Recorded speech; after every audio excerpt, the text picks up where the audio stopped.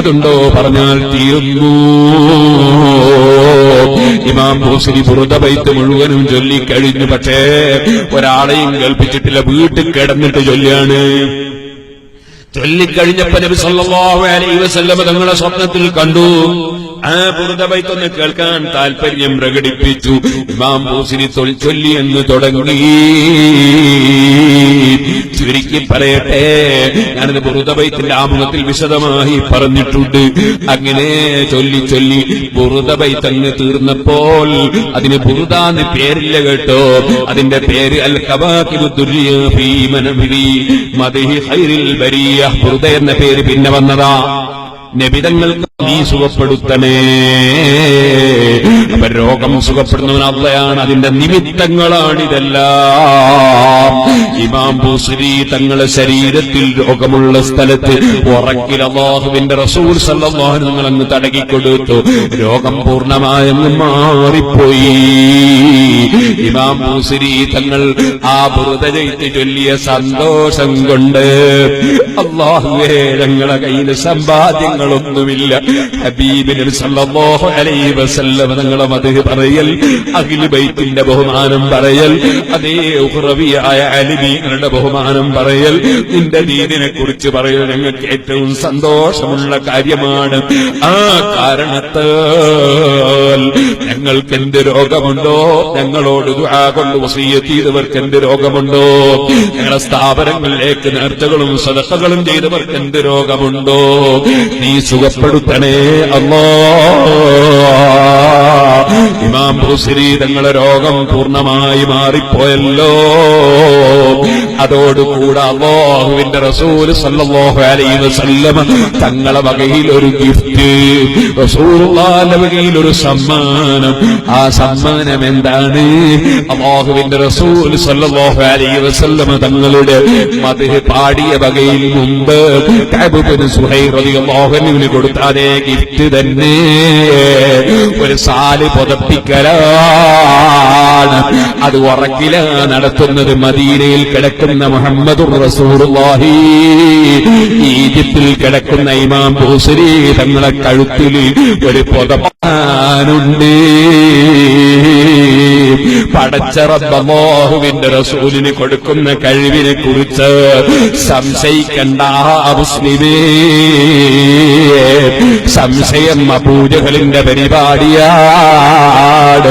ചുരുങ്ങിയ സമയം കൊണ്ട് മസ്ജിദുൽ അഖ്സയിലും ആകാശ ലോകത്തും മുഴുവനും പോയി തിരിച്ചു വന്നത് പറഞ്ഞപ്പോ സംശയിപ്പിക്കാൻ നടന്നത് അബൂജഹലല്ലേ?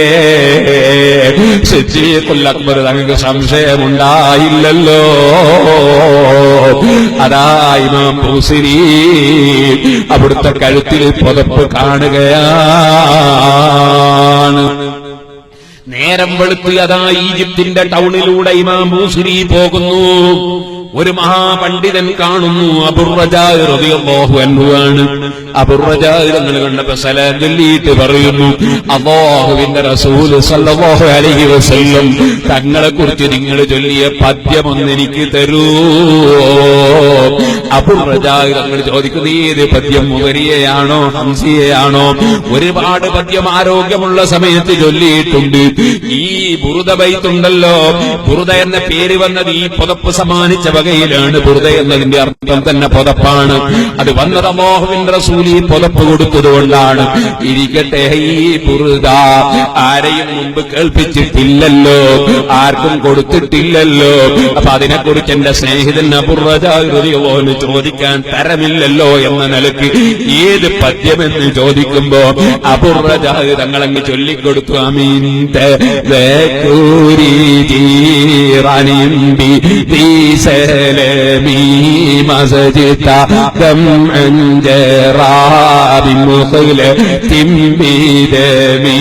എന്ന് തുടങ്ങുന്ന പദ്യമാണ് ഇമാം ബൂസരി. പിന്നെ ഹഫീൽതഹു, നിങ്ങൾ എവിടുന്നാ ഇത് മനഃപ്പാടമാക്കിയത്? ഞാനിത് ആർക്കും കേൾപ്പിച്ചിട്ടില്ലല്ലോ, കൈമാറിയിട്ടില്ലല്ലോ. നിങ്ങൾക്ക് എവിടുന്ന് ഈ പദ്യം കിട്ടിയെന്ന് ചോദിക്കുമ്പോ മഹാനവറുകളെ മറുപടി, ഇന്നലെ രാത്രി അഷ്റഫുൽ ഖൽഖ് സല്ലല്ലാഹു അലൈഹി വസല്ലം തങ്ങൾക്ക് നിങ്ങളത് ചൊല്ലിക്കൊടുത്തപ്പോ കരിമ്പിന്റെ തണ്ട് കാറ്റിലാടും പോലെ ആ മദ്ഹ് കേട്ട് അല്ലാഹുവിന്റെ റസൂൽ ആടുന്നത് ഞാൻ കണ്ടിട്ടുണ്ട്.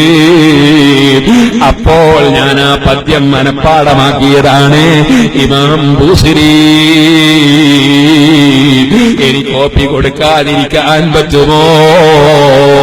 ഇമാം ബൂസിരി കോപ്പി കൈമാറുന്നു. ലോകം മുഴുക്കി ബുറുദ ബൈത്ത് ചൊല്ലി മന്ത്രിക്കുന്നു. ബുറുദ ബൈത്ത് കല്യാണ വീട്ടിൽ ചൊല്ലുന്നു.